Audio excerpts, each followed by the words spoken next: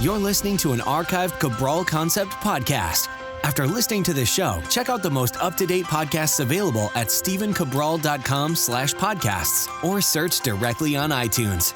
And now, welcome to the Cabral Concept, where board-certified naturopath and integrative health practitioner Dr. Stephen Cabral shares how he was diagnosed at the age of 17 with a life-altering illness and given no hope for recovery. It was only after studying and traveling all over the world did he discover how to combine ancient Ayurvedic healing practices with state-of-the-art naturopathic and functional medicine to fully rebalance the body and re-energize it with life. It's time to discover how to get well, lose weight, and finally feel alive again. And now, here's your host, Dr. Stephen Cabral.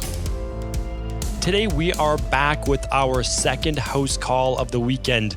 This is where I take all of our community's questions. I answer them every single weekend that have come in over the past few weeks, and we do have some great ones. Hopefully, you tune into yesterday's show. Really, across the board, very different questions, excellent questions as always. We talked about everything from food to anti-aging to lab testing to heavy metals. We talked about whether you should cook in oil or not. Really fantastic show. So hopefully you check that one out as well. So let's get right into the questions because I want to try to keep this show under the 20-minute mark today. That's the goal. We'll see by the end of the show if I did or not. That's a little challenge I am giving myself right now. So let's get started. The first question is actually from Cheryl. Cheryl's asking, after 25 years with autoimmune problems, I'm hearing about a new cause centering around Epstein Barr Virus, which I had. That, in effect, if you get rid of Epstein Barr Virus, which stays hidden within cell barriers in the body, you can create wellness. That, in fact, the body is not out of sync attacking itself, but is actually attacking an invading cell, especially is noted in Hashimotos, which I have where Epstein Barr Virus attaches itself. Do you have any information on these findings? And might this be a breakthrough? And how do we go about getting rid ourselves of Epstein Barr Virus cells? Thank you. Okay, so Epstein Barr Virus has been around for almost 100 years, not quite 100 years, and it's not something new. It's new being talked about because we can see how it affects the body. But the truth is that with rheumatoid arthritis, with Hashimotos, it's not necessarily just Epstein Barr Virus. I know the author who you're referring to, very smart man, great guy, appreciate his work, but not everything is Epstein Barr Virus because they're also finding other types of bacteria. And I do agree with you. The body is not necessarily misfunctioning. What happens is everyone has these things inside of our bodies called CD8 cells, and they're CD8 and CD4 cells. And what they do is they mark cells for apoptosis. And some cells, like the CD8 cells, actually just destroy the cells themselves. So what happens is this. When the body, it's called a nanobacteria, actually, or mycobacteria. And again, our science is still in the infancy. I know that we're great. I know we've got a lot of technology, but we can only look so deep in the cells. And now we're seeing, yes, there is actually bacteria. And a lot of people with rheumatoid arthritis or viruses, their body's actually telling those cells to be destroyed because it sees a virus or bacteria in there, and so it's destroying it. So what do we need to do? Detox. We said this many, many times. I will never stop saying it. I'll probably be saying this for the next 50 years. And I hope that I'm saying it for the next 50 years. And here's the thing. Yes, we need to get rid of Epstein Barr Virus. We need to get rid of the bacteria. We need to get rid of the heavy metals, which can also cause Hashimotos. We need to get rid of the intestinal permeability, which can also cause Hashimotos. And that's because the immune system's dysfunctioning. So what we're really talking about is not necessarily getting rid of Epstein Barr Virus because we can't attack that specifically. Yes, we can use certain antivirals, which Cheryl, I am recommending. L-lysine, fantastic antiviral. Zinc, fantastic antiviral. Vitamin C, fantastic antiviral. So you can use those three. Very healthy, they're fine. You can use them on a daily basis. They'll help spread up the process. But what you really want to do is rebalance the immune system. How do we do that? Well, we do that by detoxification. We do that by a 12-hour overnight intermittent fast, which, again, tune back to previous podcasts on that. How else do you do that? You do that by doing things like I've talked about, the smoothie. Why? Because you're getting antioxidants from blueberries, from raspberries. Again, the author that you're referring to, I'm sure, Cheryl, recommends blueberries, wild blueberries, just like I do. Wild blueberries are so fantastic for helping the body to rebalance the immune system. So stick with that. That's what's going to get you in the long run healthy, is that using the natural antivirals that we know about, but then also just keep detoxing, keep doing the fruits and the vegetables, and rather than all the heavy fatty foods that we don't necessarily need in our body. Yes, They should be a portion of our diet. I don't disagree with that. But, there's no studies that beat fruit and vegetables for overall health and anti-aging. There's no long-term studies that say eating pork 3 meals per day is going to lead to a healthier, longer life. And we know that. I mean, really, if you think back, if you just think right now from a common sense perspective, eating bacon 3 times per day or eating brightly colored, beautiful fruits and vegetables, just common sense perspective, just thinking about it, which one do you think is going to help you stay healthier and live longer? That's all I'm asking. It's just a question. It's rhetorical. Okay, next question is from Ellen. How do you determine so many of the recommendations you provide in your personalized weight loss analysis simply by analyzing saliva and small blood droplets? My integrative docs have always taken a lot of blood work. Thank you.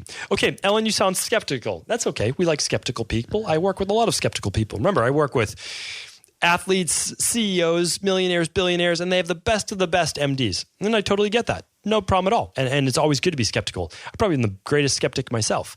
But here's the issue.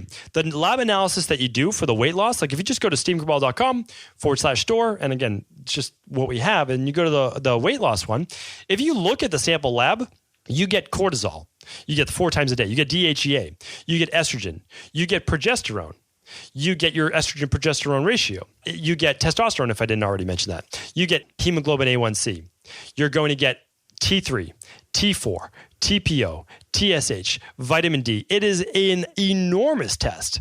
But believe me, I run blood work too. I run full panels. So you can just go to the website. You can't purchase it from us, but you can go to Life Extension. We just link to it for the male and female panels. So I do those as well. But honestly, your CBC and all those things is not like going to greatly affect your weight loss more than the markers that we just got, because we know weight loss is really a metabolic issue, not a calories in, calories out, but a metabolic issue.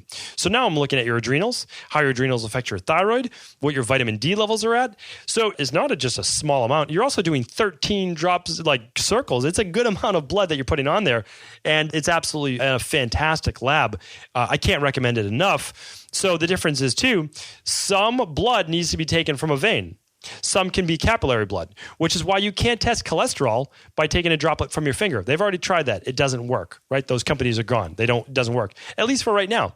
You need the red blood cells, you need the plasma rich, you need all of those things. We don't test for that. Remember, every lab test is the best at something. So, for example, we get hormones through saliva. It's the best. It's fantastic. It shows free hormone. For blood, we get our thyroid levels, we get our vitamin D, we get our glucose, we get, insulin, those types of things. That's what that is used for.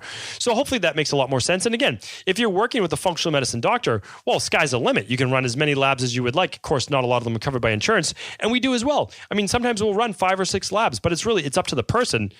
But if you really want to see how your hormones are affecting your ability to lose weight, the weight loss test, that is it. That's a phenomenal one. So hopefully that puts your mind at ease and actually tests for the same things that your MD would test for. It just does it in a much easier manner, because all the labs that we have, we don't want people to have to go to a hospital. We don't want people to have to go to a doctor and get these things signed off on when their doctors roll their eyes when they ask these questions. Believe me, I've been there. So what I'm trying to do is take your health and put it back in your hands. It's your body. You should be able to test whatever you want. That's all we do. And then obviously we provide the plan for you with a 30-minute health coaching call already included. So you get the best of everything. That's our philosophy, and that's why I set it up.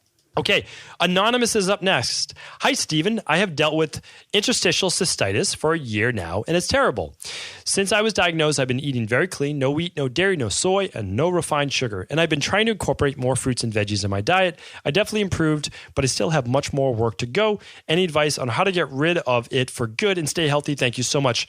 Okay, Anonymous. So let's tell everybody, interstitial cystitis is also called painful bladder syndrome. It's essentially pressure on the bladder. It can be pelvic pain. It can be a real urgency to have to urinate all the time.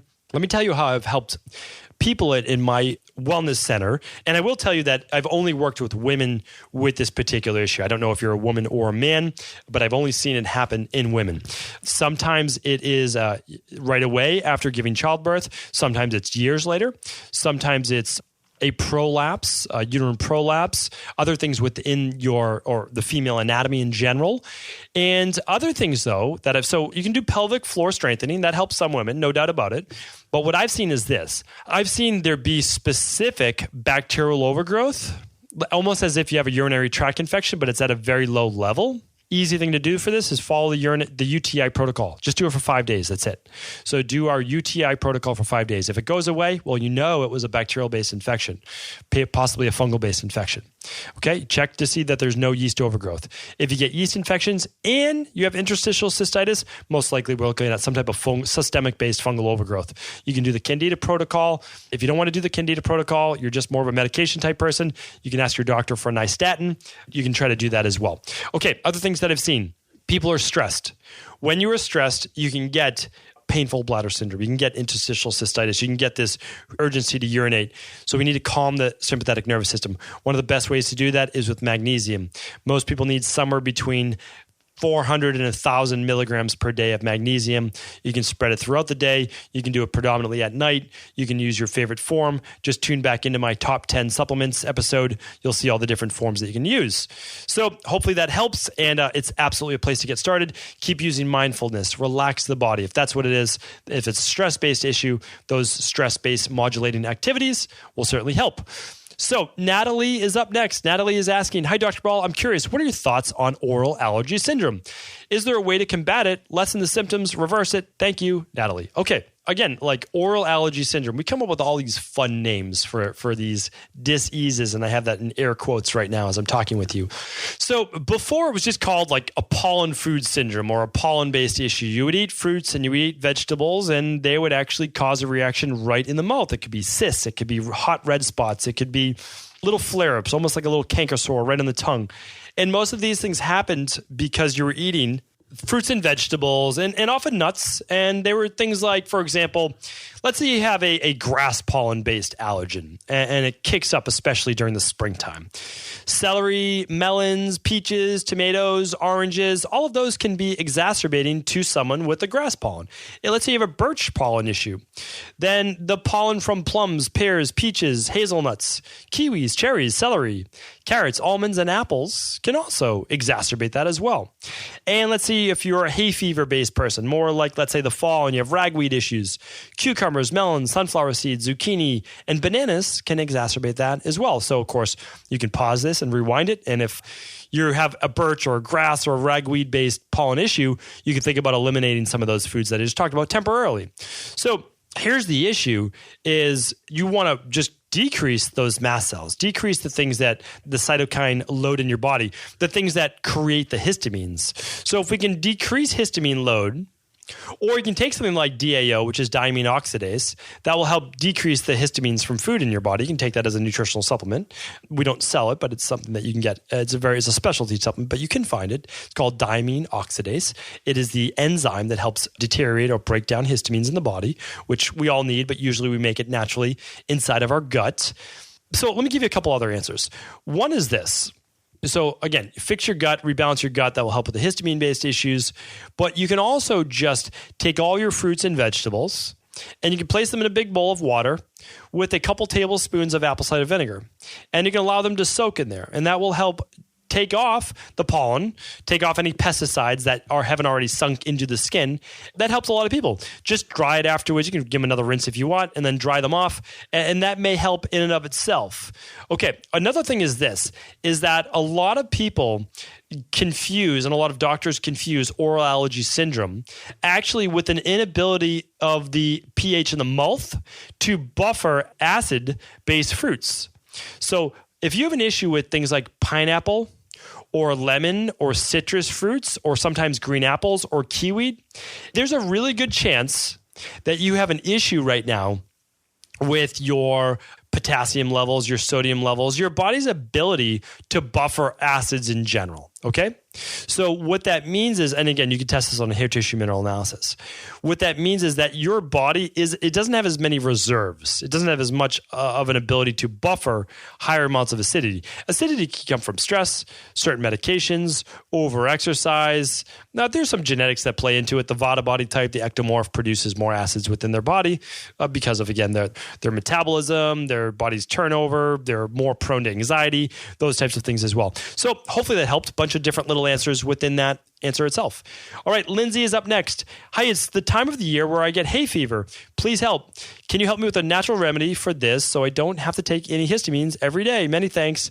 We love you in the UK. Come and visit us soon. Thank you, Lindsay. Appreciate it and appreciate all the love over in the UK. I do love the UK. I haven't been there for about 5 years, but I do really enjoy it over there, especially your summers and falls. It's really, really nice. You know, I live in Boston, so it's called New England. So it's a lot like the UK weather. And so, yes, hopefully I will get over there soon. I've had a couple opportunities to speak over there at different events. The timing of it just hasn't worked out that well. So your answer has already been covered in depth. So all I'm going to do is refer you to 434. And if you've been listening to the podcast, this actually just happened. And is it 434? Let's just make sure of this. Now I'm second guessing myself. 434 was just this Friday, and it was my allergy protocol, and it talked about all the great antihistamine products we use. And we do ship to the UK. So you can get it from us, or you can get it from someone closer to you in the UK and get all those great products that I talked about, like quercetin, like vitamin C. So check that out. All right, Brooke is up next. Hi, Dr. Cabral. First, thank you for providing quality information for free to the world daily. My question is, do tattoos damage the body? If so, how? What are the long-term effects? Thank you for your time, Brooke. Okay, so yes, tattoos. Tattoos, obviously really common thing. People love the way they look. I think I like the way they look too. I don't have any tattoos. I've thought about it for many years, went back and forth. You know, now that I'm, in my later 30s, I'm happy that I didn't get a tattoo, but I'm still not against it. I think they are great artwork on the body, and some people disagree, but that's okay as well. So here's the thing. With tattoos comes a lot of health issues, and that's only because you need to detox all of the chemicals, and that includes the dyes, and there's also lead in a lot of these inks. So not in all inks, but it's not as well regulated. I've read that I think it's 1 in 5, so it's about 20% of all inks, and I think it's some of the darker ones actually contain lead. Now that helps it stick better in the skin, in the body, and not have it break down as much over time, because we do know that a lot of tattoos fade. But where do they fade? Where do they go? Well, they go into the body. So especially when a tattoo is fresh, you need to load up on your vitamin C. You need to make sure you are doing something like the Dr. Ball Detox for 7, 14, 21 days when you have a fresh tattoo as well, or just in general, because that ink is going into your bloodstream. Guess where it's going next? Your liver. If your liver's not cleaning all of that, it's going to your cells. It's going to your fat cells. And every time you lose body fat, your cells then open back up those chemicals. It goes back in the bloodstream. Guess where it goes next? Your liver, which is why the Dr. Ball Detox is not really like a sexy type thing to call it a liver detox, but that's what it is. It's just giving your liver the support it needs to help eliminate these toxins through your skin, in your stool, through your urine, or huffing it out through your lungs. But your lungs are not going to do a great job at huffing out, dyes and inks. So hopefully that helps. Keep using your vitamin C, and just keep making sure you're doing things like the daily nutritional support shake, which I have, the all-in-one. Now you can use other brands as well. That's totally fine. That's going to give you the methylated vitamins that you need, the antioxidants that you need on a daily basis to help detox that. And again, so there's pros and cons. You get a tattoo that you love, but the con is that you get all of these chemicals now into your body, and you really do need to work on detoxing those. Okay. We have one and a half minutes to stay under the 20 minutes. Let's see if I can do it. All right, Lauren is up next. Hi, Steve. I have a question in regards to when to take certain supplements and if it matters. I love your podcast on your top 10 supplements and just purchased the magnesium as well as the D3. I have deficiencies in B12 and folate and iron, so I was going to purchase the activated B complex as well. Can you please let me know, should I take these at specific times? And then she goes on to take when she's taking hers. And also, do you know when your nutritional support shake will be back in stock? Thanks for answering my questions in regard to magnesium. I was wondering the one that you suggested. I see the inactive ingredients hypermellose. Is this something that I should be worried of? Okay, so let's get to your questions. I'm going to do my best. There's no way I'm answering this in 1 minute, but I tried. Okay, so it's more important for me to answer your questions than it is to stay under a time limit. Hopefully you understand that. I do my best, and I am cognizant of your time, but I will always err on the side of giving you more and better information than I will on trying to make a buzzer. Okay, so Yes, I'm going to do a whole show on this because this is actually really important. There's a lot of continuing education that you have to do as a doctor when you get out of school. You can't learn everything in 2 to 3 years and then do your residencies after that. It just doesn't happen, right? So you need to keep furthering your knowledge and education. Well, there's some brilliant doctors. I'll link up their work in the future. It's a little too advanced for what we're going to talk about right now. But you actually look at certain minerals.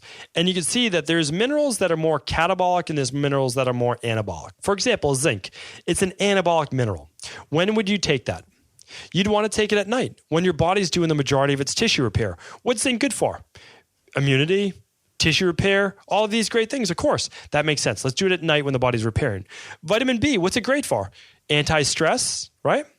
Energy. Wouldn't we need that earlier in the day? Best to take your B vitamin earlier in the day. So if you buy the activated B complex, which is the very best B complex that you can certainly buy, remember, we only make a vitamin of our own if there isn't one that we like that I want to use in my clinic in Boston. And of course, I try to offer as many of those to you as well. So you take one B complex first thing in the morning, or if you tend to get an afternoon lull, you can take one with lunch as well. Okay, so hopefully that helps. And you wouldn't take it at night because you don't want the energy necessarily at night. Now, when do you take your vitamin D? A little controversy over this, but vitamin D is better taken with breakfast or with lunch, and it because you makes your blood slightly calcium retentive. Now, if you're taking magnesium, it certainly helps with that calcium retentiveness. So vitamin D, and I've talked about the studies before and how a lot of scientists and researchers just don't understand that when you use high dosages of vitamin D, yes, it is bad for you, but nobody here, and I'm certainly not advocating of 300,000 IUs of a dosage, which is just insane. And again, if you're a doctor, please quote reputable studies. If we're doing a lot of disservice by quoting just insane studies in general. So take your vitamin D early in the day when your body and blood is going to be naturally a little bit more calcium retentive when you're stressed. So hopefully that makes sense. Things like any type of cellulose. You're talking about ELLOSE. You have to have a capsule for these things. If you ever tried just opening up a B vitamin and putting it in your mouth, it is unbelievably gross. You just can't take it. Especially high antioxidant things as well. They have these things called phenols. You literally can't get the taste out of your mouth. But now you're dealing with this. Okay, the supplement industry is tricky and we all try to do our best. You have two choices. You can use a vegetable capsule or you can use gelatin from animals. I choose the vegan-based route. So I choose a vegan-based capsule. So then that makes me have to choose things with this cellulose-based structure.